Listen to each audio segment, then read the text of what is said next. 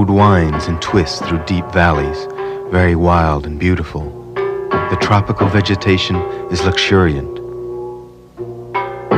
We stop to look at two wild-looking men as they stand quaking with fear at the sight of us. These are the Katu, the blood hunters we call them, for they not only sacrifice animals, but human beings. I try to ask them questions, but they understand none of the dialects I know. They cling closer to each other, their right hands resting nervously on the hilts of their long knives. It is only agitating them to talk longer, so with a smile, I pat them on the back and go on. My grandfather wrote those words and took these pictures, and for years entertained me with stories of meeting exotic cultures. The missionary zeal to convert has long been controversial, but through the images he left behind, I've tried to imagine why missionaries set out to change the world.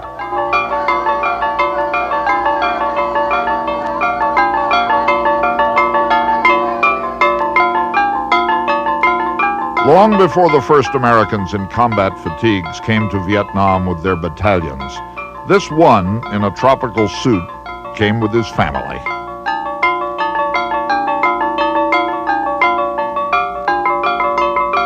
Many Americans gave their lives to this place, waging war.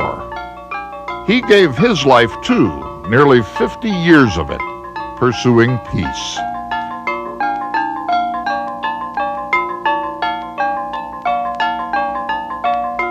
Gordon Smith had a different dream for Indochina. What if his dream had been the one that came true?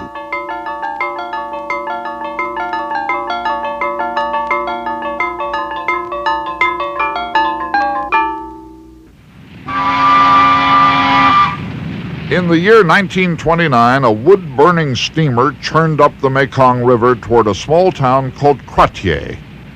On board were Gordon and Laura Smith, full of apprehension but determined and excited. They were going to establish a small Protestant church in a place that never had had one. They were on their first assignment as missionaries. They knew it was going to be a hard life. It turned out to be harder than they imagined. Cambodia is a hot, damp country and not fit for white folks to live in. So many different diseases have visited us that it's hard to recall them in order. Without a let-up, one or another of the four of us have had dysentery, malaria, sore eyes, fainting spells, hemorrhages, measles, bronchitis, enteric diarrhea, and bronchopneumonia. But it's baby Leslie who suffered most. It has to be a commitment. And I can't say that it's the easiest thing. It never got easier. Marie Ziemer, a missionary herself. They talk about pioneer missionaries. I would say the Smiths were the pioneer missionaries. They became U.S. citizens in time, but they started life in Canada. Gordon Smith came from a sheltered upbringing in Toronto, and Laura from a family farm in Dalrymple, Ontario. Both were attracted by the romance of faraway places. The farther away, the better. When they found that they shared a dream of missionary life, they rushed to marry. Their assignment was just the sort they hoped for: to learn the French language in a stopover in Paris, and then go on to preach in mysterious Indochina. But to whom would they preach? It is likely that they had never heard of the rugged and independent hill people known as Montagnards. I remember this group of mountain people that came down to trade with the Cambodians in the town of Quartier.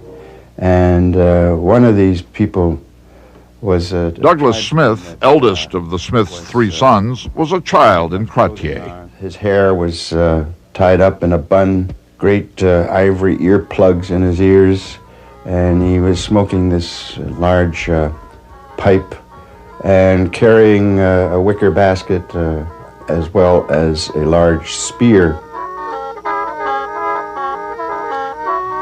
These were people very much different from the lowland Cambodians and Vietnamese.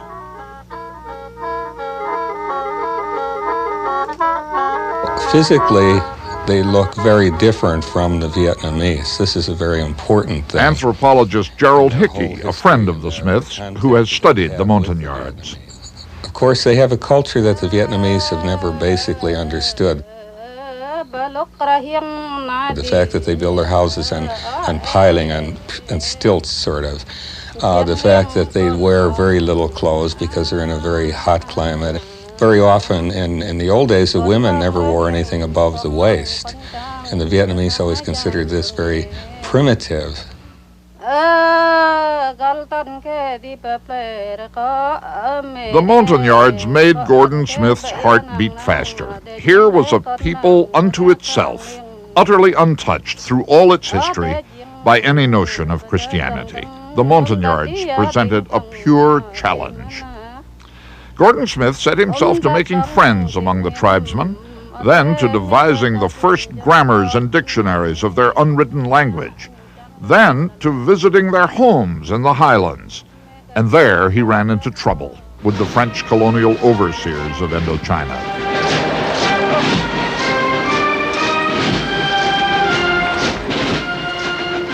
The inflexible policy of the French was to keep the Montagnards isolated from foreigners, especially from foreign missionaries. There was one French administrator that was dead set against him doing mission work, and I remember the day that he was summoned in by this French administrator. He was called the Resident, and I stayed in the car, but I heard sharp words coming from the office, and when my father left, he was pale. His face was as pale as a white sheet, and I later found out that the French administrator had slapped him in the face and accused him of disobeying his orders, and he was going to have to leave the Highlands. Gordon Smith did not leave. The bureaucrat who slapped him did. Gordon Smith pressed on into the mountains. God opened the door for us in 1934 to follow a trail 200 miles into the heart of this southern tribal area, and we settled in a little strategic town called Ban Me Tuot. Ban Me Tuot was remote from the rest of the world, but to the Montagnards a center of their culture. The Smiths settled their growing family in a Montagnard-style house and built a longhouse church, which soon attracted hill people, intrigued by these strangers from so far away. At a Christmas dinner, Gordon and Laura and their sons seemed a settled family, but comfort for themselves always gave way to the importance the Smiths attached to their mission. One of the other things that I think a lot of missionaries might not take into consideration before they leave. Betty Mitchell met the Smith sons at the school to which the boys were sent in Dalat, many miles away. That the children would go to school and might not be on the same station where we would be. And so that the children would probably be separated from us for their schooling.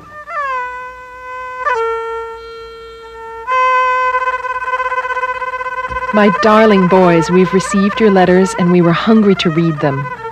I miss you boys more now than I ever did. How are you getting along with your music now, Douglas? Leslie, sweet boy, don't you fight. Don't get your new good suit dirty on Sundays. Many hugs and kisses to my little man, Stanley. I hope you big boys are loving and kind to your little brother. Is he happy up there? Heaps of hugs and kisses, your own Mommy.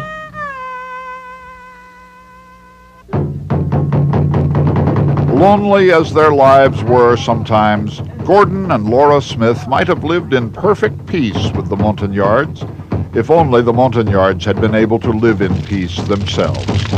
But one band of Montagnards or another was constantly in revolt against the French colonialists. The French demanded unpaid laborers to build roads. These villagers refused and killed a soldier. Government troops approached the high bamboo walls of the village along a narrow path lined with poisoned stakes. The tension broke only when the village headman came out to negotiate and and seeing that his people were outnumbered, surrendered some of his men to be road builders. Montagnard leader I Yukayun grew up near Banmetuan. The French people did try to help us, but sometimes they didn't treat us well. When we worked on their plantations, they said very bad words to all Montagnard people. Sometimes they beat us. Sometimes they would pay us, but other times, especially for the building of their roads, they wouldn't pay. They would kick us and insult us. It was very bad. Gordon and Laura Smith tried with all their might to show the Montagnards a kinder face of Western civilization. From what must have been the first trailer in Indochina, they dispensed aspirin and safety pins and genuine neighborliness. Inagong Kanul, a chieftain, was a boy when he first saw the Smiths and their trailer. The first time I saw it, it was strange for me. It was like a big box. I still remember when he went to preach somewhere, they usually brought their pictures with them, real big pictures. They were storytelling pictures on sheets of flannel, and the stories they told bespoke a spiritual power that touched and impressed some of the listeners. The way seemed open now a little. In the marketplace to which the Montagnards came down to do their trading, Gordon and Laura Smith began to spread the word. And if the Montagnards didn't come to the Smiths went to them, by car as far as a car could go, and then by other forms of transportation.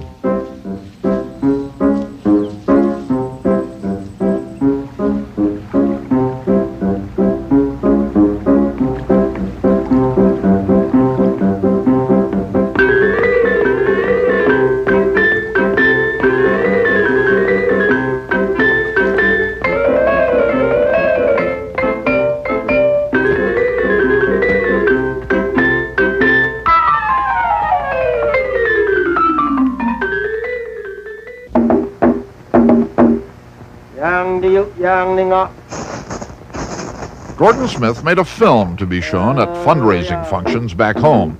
He played the role of a Montagnard elder. Laura Smith played the visiting missionary. Jackasemlema? Huh? May I come up to visit with you? Well, it's up to you. See all these little black marks? They are the words of God talking to us from this book. Well, what do they say? For they tell us the true story of the chief of the skies. It was God who made all the heavens. It was God who made the sun, the moon, and the stars. God made all the world. And God made all mankind. You know God made you red-brown people here in the jungle, too. No, he didn't make us Rad-A people. We came out of a hole in the ground. You can go over and see it. It's called Bungadreng. We sacrifice buffalo over there every year. God, the great chief of the skies, sent his only son down to this earth, the Lord Jesus Christ, to die on that cross, a sacrifice once and for all. This is the only sacrifice God will accept. Tell him to chase the demons out of that old banyan tree out there. You think there is a demon in that magnificent banyan tree? There's another one down there in the whirlpool, too. Listen, he can set you free from the devil's power. I've got a better way. I'll take this new Yang. Yang Yesu Christ. Yesu. I'll accept his sacrifice. And then he won't be angry at me. And then I'll keep my own animal sacrifices. And then the demons won't be angry at me. And then I'll have them both, and I'll be sure. Of course, you'll pay my taxes, won't you? I became a Christian when I heard Mr. Smith preach. He taught me to know God. We often saw at that time Mrs. Smith play the piano, and Mr. Smith would teach us how to sing. They even sang in Rade.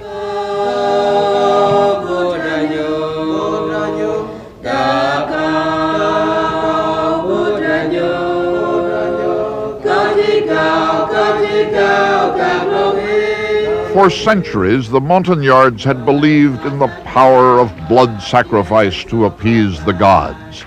And so the Smiths' message of a God who made a great sacrifice for human beings struck a powerful chord in these mountains. But of course, the Smiths wanted to do much more than merely graft their religion to that of the Montagnards.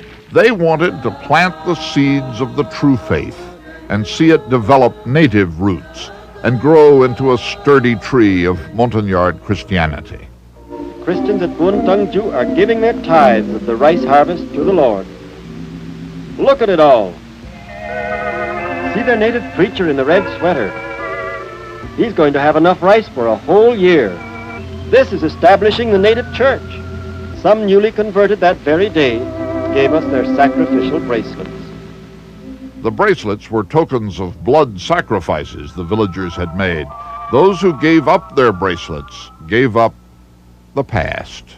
The mountain tribal people were not Buddhists or Confucianists or ancestor worshippers. They were animists, spirit worshippers. Stanley Smith, Gordon and Laura's youngest son, later became a missionary himself. They believed that the blood of the animal, whether it's a chicken, a pig, or a water buffalo, must be offered to the spirits to bring good health, good luck, and good crops. The spirits must be appeased, and it is only accomplished by the shedding of blood.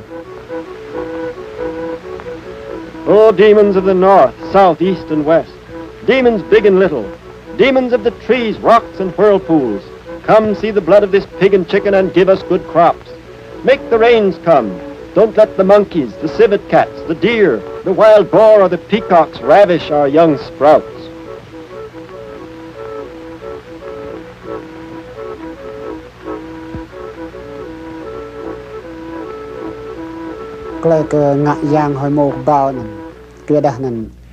We sacrifice buffalo to appease all kinds of spirits, mountain spirit, tree spirit, earth spirit, to get them to help us.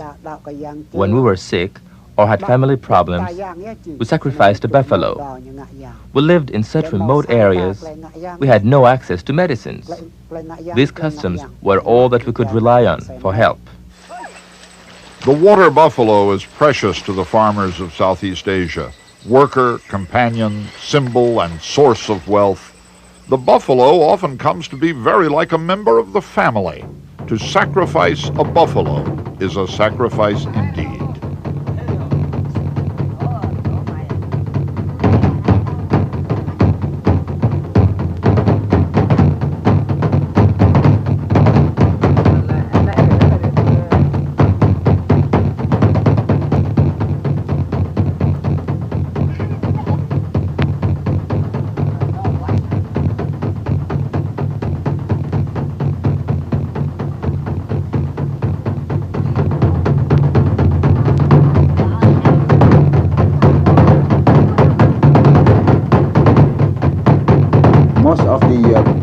They come there, they'll say, oh, that is the able part of the whole thing, but for us it's the culture. Pierre Cabrieux is a Montagnard who worked for the South Vietnamese Ministry of Ethnic Minorities. And if during the sacrifice, that's the only time that the children are allowed to use the gong. But if you don't do any sacrifice, you are not allowed to touch all of those things. It's taboo. And then the children never have a chance to learn their own culture and to learn their own tradition. Our tribes people saw off their top front teeth. This hideous custom is one of the rites of passage into manhood and into womanhood. We are the first white people, to our knowledge, to ever see this secret operation. And of course it has never been photographed before. This little 10-year-old girl in a few minutes will undergo this cruel operation.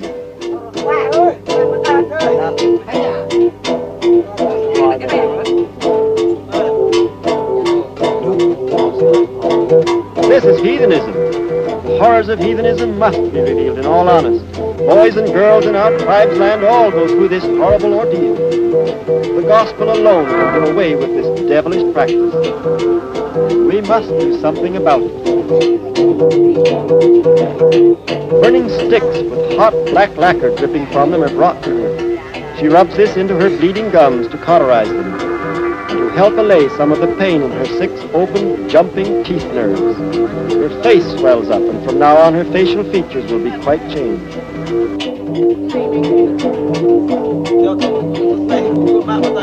If you don't do that, then women won't like you. He's much more handsome when he do that rather than to keep all of his teeth. Of course, it's terrible. We look, it's terrible, but that's what that time, and it's a la mode.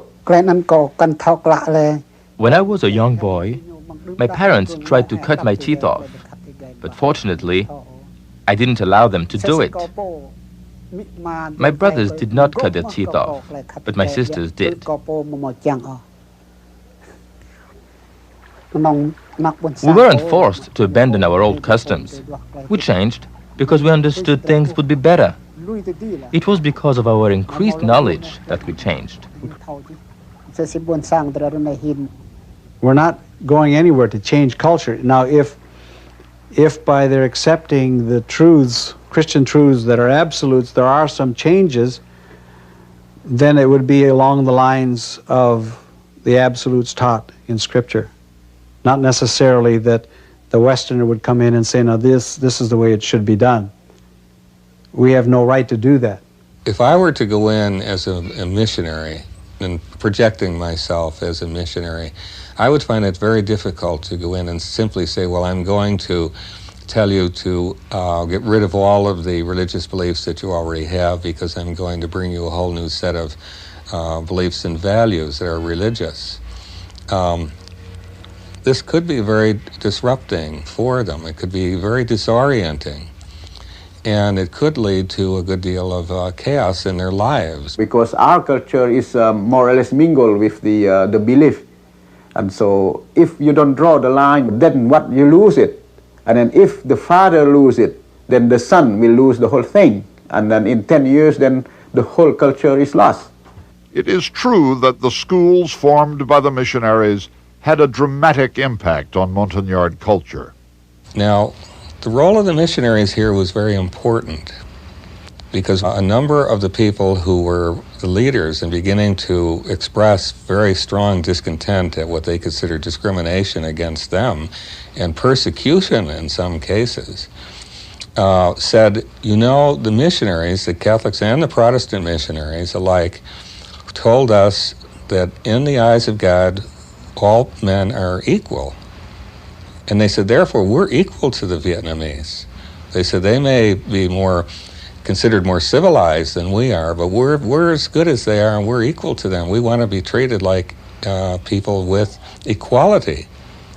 And this really was a very strong motivation in the movements that began to grow in the Highlands.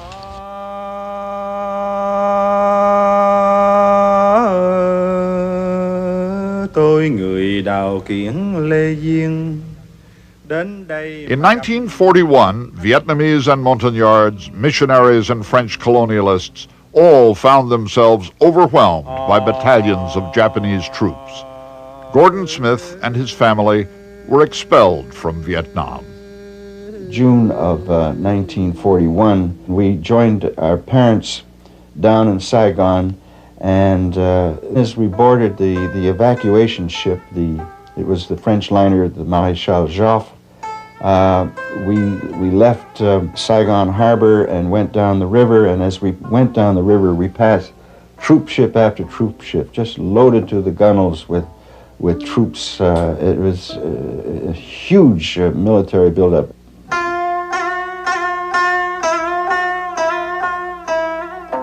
The war years away from the mission fields gave Gordon and Laura Smith time to write about their experiences and to think about them. Influenced by studies in anthropology, Gordon Smith began to change his view of how missionaries should work. He decided his approach had been flawed by lack of understanding. He wrote this: The missionary among primitives, unless he has studied them scientifically, knows little about his people except in a theological sense. He approaches his people with his Western conception of things, not theirs, and he is bound to make blunders. He hates their gods and horrible practices. He is impatient with their superstitions. When I met him in the 50s, he already had this interest in anthropology and going in and learning about the cultures, and he had a strong feeling for culture.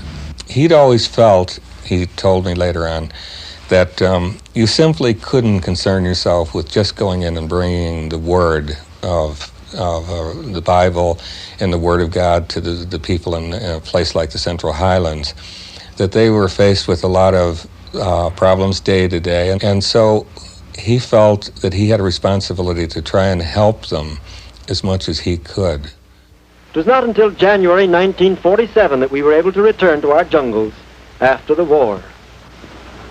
With us we had some necessary tools, a Dodge car and a Stinson plane. We found the land torn by internal strife and political chaos. The great country districts were still in the hands of the Viet Minh. This meant that travel was very difficult and dangerous. We found the plane indispensable in this time of war. The commerce of the country moved in long military convoys, and these were often attacked. Home at last. We were happy to be back among our brown-skinned jungle folk again.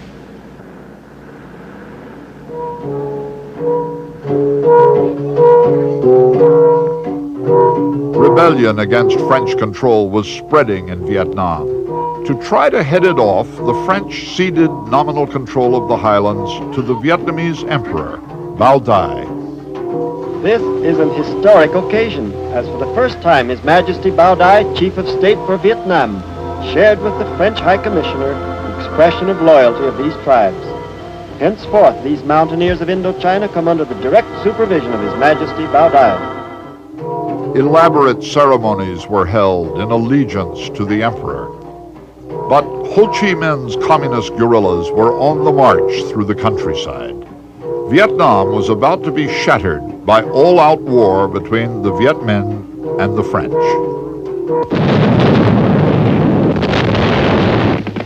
Gordon Smith, wishing only to minister to the Highlanders, managed to preserve his neutrality. The French military suspected us of being the forerunners of an American takeover, and we had to live down this absurd notion. We were told that they were trying to discredit our mission in Indochina and have us put out. If we showed friendship with the French, the Vietnamese suspected us of upholding the French colonial policy. So we had to walk a precarious line and keep out of politics entirely. In the early 1950s, some evangelical Protestant missionaries saw that saving souls wasn't enough. Bodies needed saving too. Gordon Smith had seen the victims of leprosy, exiled from their home villages for fear of contagion, had seen them dying in jungle huts. To care for these people, he began construction of a leprosarium near Ban Me Thuot.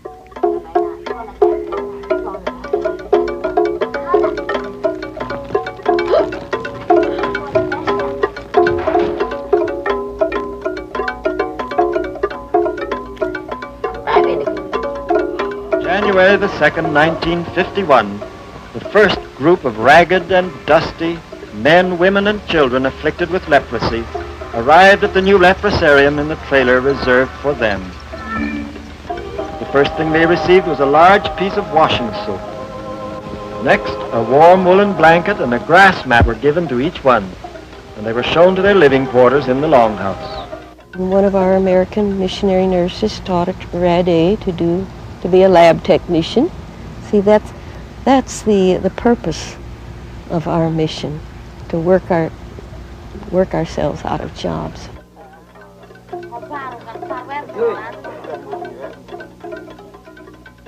There's one room called the foot wash room. That's one that I remember more than any, because that really kind of horrified me to see them being treated with their feet, but because they'd bleed and they cut these ulcers away and all, and you would think that they would really be in pain, but because they have leprosy, they don't have any pain. And they just sit there and talk to the nurses. They were taking care of their feet. Gordon Smith wanted the leprosarium to be self-sufficient. The patients dammed a stream and cleared fields so they could grow their own vegetables. The facility expanded quickly, but not quickly enough to take in all those who needed help. We give him a shirt and some soap to take back. We want to enter now, she says. We cannot walk back again all that way. We want to be healed. It breaks our hearts to have to send them away. In 1954, the wind of change blew through the highlands yet again. The French, defeated at Dien Bien Phu, departed.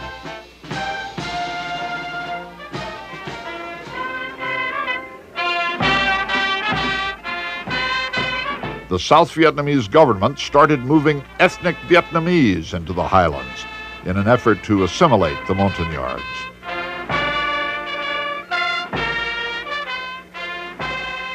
What we were seeing at that time was the threat, the way the Montagnards perceived a threat to their cultural identity by the policies of the South Vietnamese government. And they really were feeling very threatened. And they cited endless examples of how this was happening. Things like the name of the towns were changed. They were all Montagnard names or based on Montagnard names. And the Vietnamese made them all Vietnamese names. Endless things.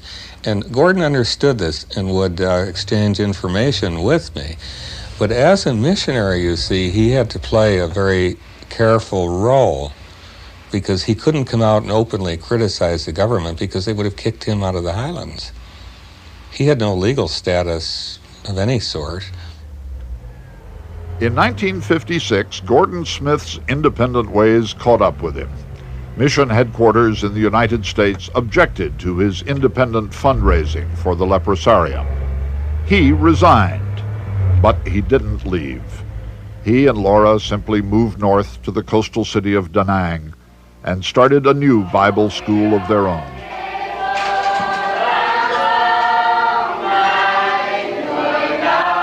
Gordon Smith lived on the coast now, but still his heart was in the highlands, the Montagnard regions where few Westerners had ever set foot.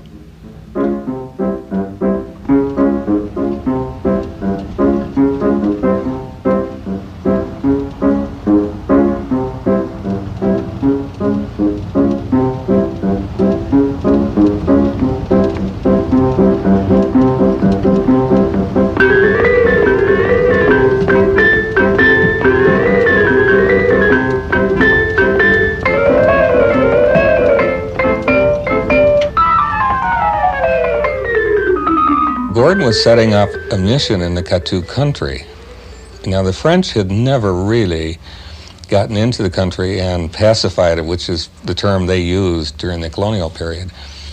And so he suggested that I go with him on one of the trips. So he organized a trip in August 1957 into the Katu country. And we started in, and it was incredibly hot. It was hot and steamy. As we were approaching the village, I noticed these things along the path. They were taboo signs, I was sure. Well, it turned out the village had a stockade, and the front door gate of the stockade was closed. And so we went into the village, and all the people had gotten into their houses and pulled the shutters. They were all peeking out at us. We went to the men's house, and the chief was sitting on a mat in the men's house with these young men, warriors, standing behind him, and their loincloths and very long hair and these 10-foot long spears with these huge blades that they use for the blood sacrifices, the human blood sacrifices. What you do is dip the spears in the human blood after you kill the victim.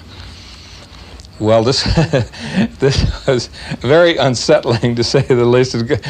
Gordon was very forthright about the whole thing and said, I think we might have outdone ourselves. I said, I hope you're wrong. I said, but all the while, I said, remember, my friends, smile, smile, smile at the natives. Anyhow, the chief was very unfriendly. He said, I don't want any Frenchmen in the village. They thought all Westerners were French. And then we said, well, why not? And he said, the Viet Minh, now that's the old term for the Viet Cong, the communists. He said the Viet Minh wouldn't like it. We said, are there any Viet Minh here? And he said, yes, they're in the forest.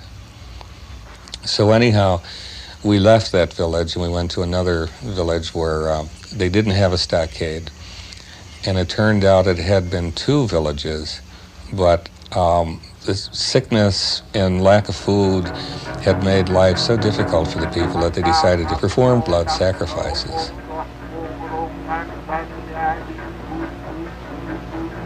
And Gordon explained to him that he had a boat coming up the river with some rice, a larger boat, and a nurse was on board the boat. We couldn't explain what a nurse was because they had no idea what a nurse was. In fact, they had never seen clothes like we were wearing. They'd never seen watches. They'd never seen cameras.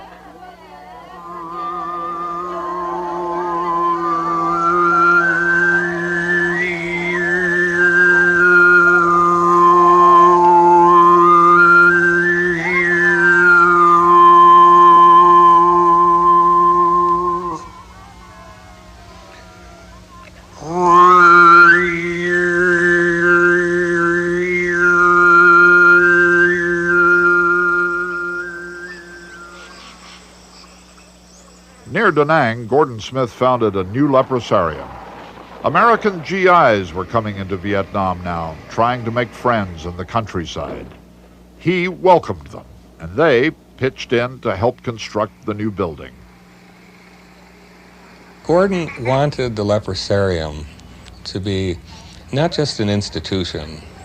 He wanted it to be a place where the people were going to be very happy and, develop a good outlook on life and not feel threatened. And then he wanted to make sure that the buildings were all placed well, so they were all going to be kind of pleasant and kind of very nice. It's like planning a resort in a way, a very posh resort. It was a lovely dream. But in 1962, the Vietnam War intruded violently into the missionary lives. Betty Mitchell's husband, Archie, was kidnapped from the leprosarium in Ban Me Tuot. You could hear their boots on the ground, and they were yelling, village people, get out, come on out, come on out. And we didn't have time to get out, really. They took their bayonets and cut the screen and jumped in and took my husband and tied him up, and then they, by the time I went out to there, I saw them taking him out. The children came in to me, and then they came in to get me too, and took me out and started to tie me. They'd already tied him behind his back, with his arms behind his back. And then he said, and they started leading him away. And then they said to him, he said to them, don't take her, let her stay with the children. And they started leading him away. Even though it's many years since, and I've never had direct contact with Archie, I still have hope. Now, one thing that the tribal people would say to us, you Americans are different than we are. This is our country, we live here, and if the war comes, we have to stay. But if it comes to you, you can leave. You don't have to stay. Well, I felt that I really learned a lot after my husband was captured by the communists, and I didn't leave, because I knew God didn't want me to leave. I was to stay there to be with them and to help them, and this sort of opened the door. They sort of took me in then that I was part of them, because I had suffered like some of them had suffered, like many of them had suffered. The war was getting worse and more violent, and more mountaineers were going as refugees, leaving their villages, abandoning the villages, flooding into other villages, into the forest. What it did really was disrupt their adaptations, their farming, their way of life. Everything was badly disrupted. And also they were caught between the conflicting forces, which was really very deadly. The American South Vietnamese bombing, the use of herbicides, some of the groups were badly affected by that. The communists would attack buses and the roads. Then they started attacking villages at night, and a great many people died. Montagnard villagers were evacuated to create free fire zones in which any person moving could be considered an enemy.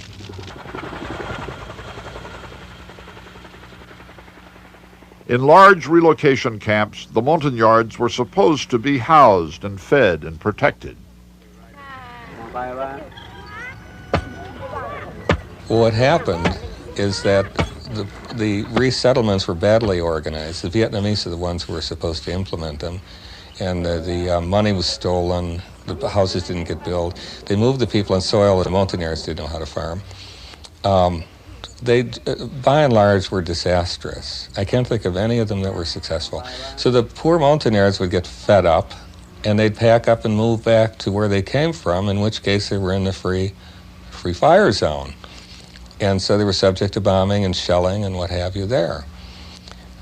And these things happened all the time.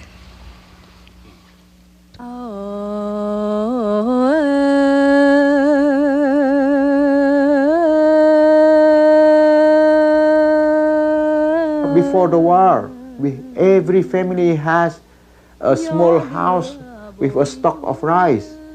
And during the war, and then you have to go to a strategic hamlet, that stock of rice is destroyed. And then that is where the Montagnard begin to be hungry.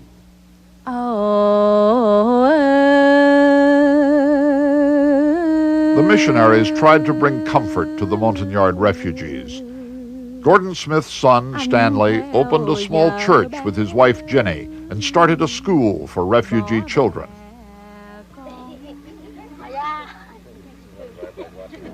It was dangerous work.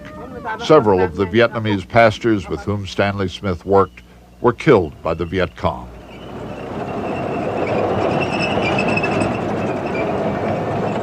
Of course, by now, thousands of people were dying in the war. Gordon and Laura Smith turned their attention to the orphans who were left behind.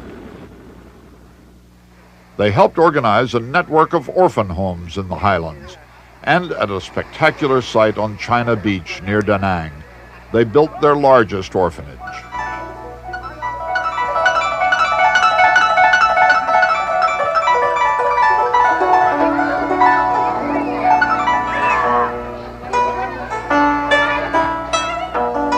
Nguyen Van Min grew up in the Smith's orphanage on China Beach. Khi tôi được 10 tuổi thì được các giáo sĩ và các truyền đạo. When I was 10 years old, I entered the orphanage near Da Nang, and it was a result of the kindness of the missionaries. I was a young boy, working almost like a slave. I had a mother, but my father was a French soldier who was no longer with us. I was an orphan and was taken care of very kindly at the China Beach orphanage. My memories at the orphanage were very fine, especially because I sensed love, especially from Mrs. Laura Smith.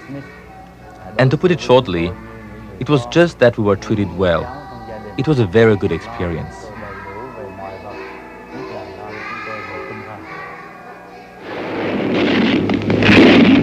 The missionaries faced war bravely, but in 1968, when the Tet Offensive swept across the country, war simply overwhelmed them. The mission compound Gordon Smith had built at Ban Me Tuot was attacked by the Viet Cong. They threw a grenade in the bunker where I was with 3 other missionaries. And they were killed outright. They were close to the entrance. I was in a corner. So I had quite a few, what do you call them, shrapnel wounds. I thought I was dying, so I was forced to come out with a little tribes boy who had been injured too, and went across the road. And that's when I saw my husband. I saw him slumped over a clothesline. He was shot point blank, big cap. So I'm sure there was an instant of fear, but he had no pain. Bob Zemer and 6 other missionaries were killed in the attack. Marie Zimmer recovered from her wounds. She left Vietnam and never returned.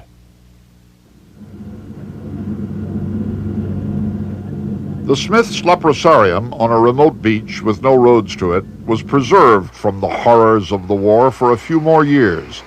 But on October 6, 1972, it was devastated by a sudden attack.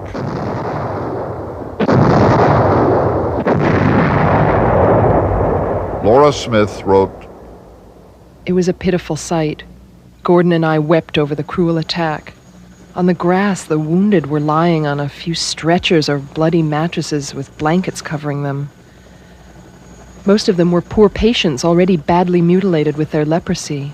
But now, all of this suffering and misery was added. One woman was killed, several patients wounded, almost every building destroyed. The patients had no other place to go. They could only rebuild and stay there.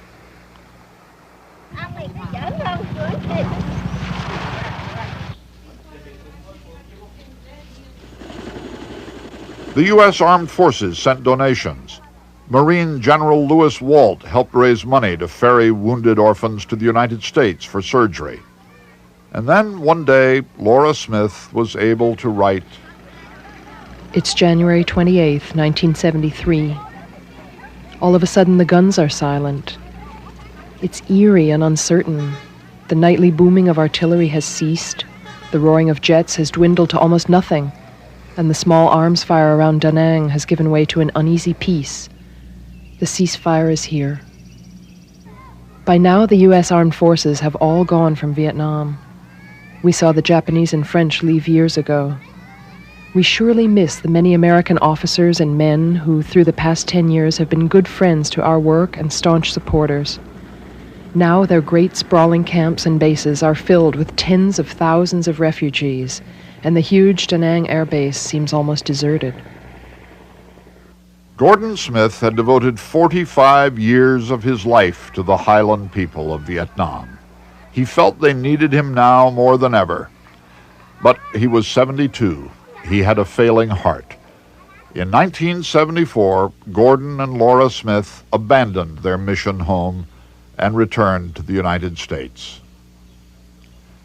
Their son Stanley remained to carry on, but the ceasefire soon unraveled. Viet Cong and North Vietnamese troops began their final assault. The battle turned to a rout, and Stanley Smith, his wife and 4 children, barely managed to escape from Da Nang. What really happened was almost chaos. Vietnamese by the hundreds, even thousands, were coming over the fence into the airport. And then there was kind of a stampede, and we actually had to run to the truck. And we made our way to this World Airways plane that had been chartered by the embassy to evacuate us. The engines were running, and it was a 727 Boeing. We were told to quickly get up on that plane, and as we went up the steps, the last person was up. Even before the last person was up, the pilot started taxiing out to the runway because he could see many other people coming and trying to get on the same flight. Refugees poured out of Vietnam. Gordon and Laura Smith offered sponsorship in the United States to as many as they could. Gordon Smith sought to send relief supplies to Vietnam. He sought to return himself. Even despite the fact that he knew that he had cancer, up until the time he died in 1977, he was still trying to negotiate to get back to Vietnam to be with his people. It was something that struck me as to show the great dedication that he had, both for mission work, but also for the great love he had for the people of Vietnam, both the Highland people and the Vietnamese. Laura Smith lived on for 2 more years. She raised support for missionary activities until the day she died in 1979, 50 years from the time of her arrival in Croatier as a young wife and devoted missionary. And what became of it all? The orphanage and the leprosarium and the dreams of Gordon and Laura. We've just landed at Boston Airport, Smith City. Would you please remain seated until the entry comes to complete stop? After 15 years of trying, Stanley and Jenny Smith returned to Vietnam in 1990.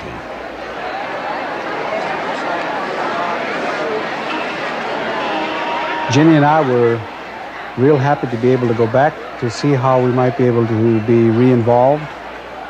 We also wanted to portray to our Vietnamese co-workers and friends that we had not forgotten them.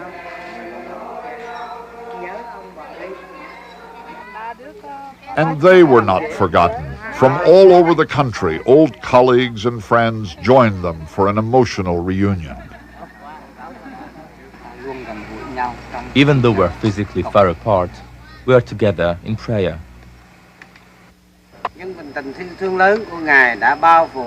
Dear Lord, thank you for taking care of us through difficult times. Life had been hard. There were stories to tell of death and imprisonment.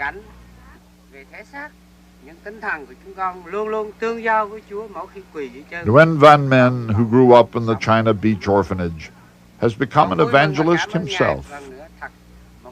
Tôi đã bị tù vì người ta khi vào Kon Tum. I was imprisoned in 1975. When the revolution became successful, they felt that anyone like me could not be a part of a new society. The government felt that I had been involved with the Full Row movement, which is a movement among some mountain people. But this was untrue. I had never been an agent for the American government. I have never been involved with this movement for separation from the central government. But I was falsely accused, and I had to go to jail for 12 years.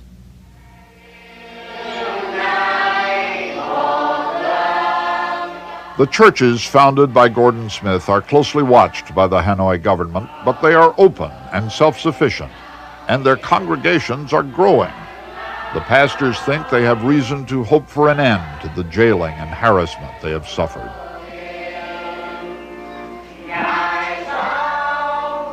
Indigenous church is what we want. That's what our mission has always stood for. And I have real hopes for the church to continue to grow, both here and in Vietnam too, in spite of the problems.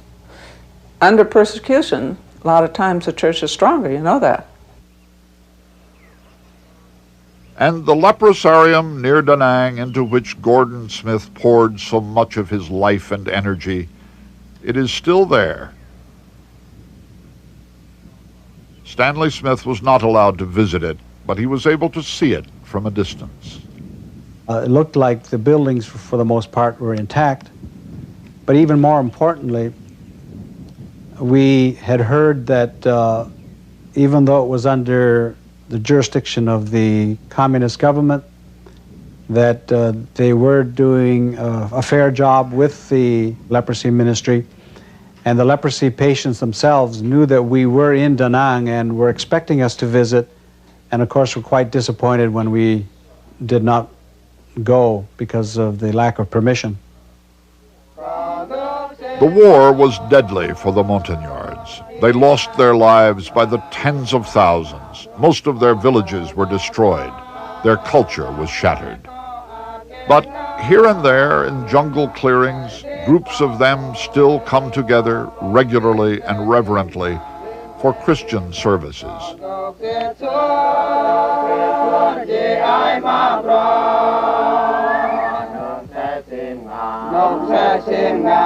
The seed Gordon Smith planted in these remote places remains stubbornly alive and growing.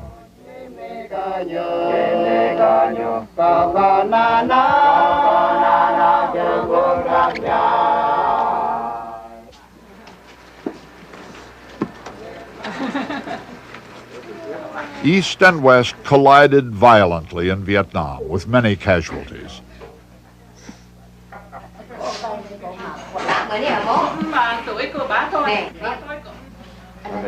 But those who remember Gordon and Laura Smith remember that East and West did not always collide. Once they touched.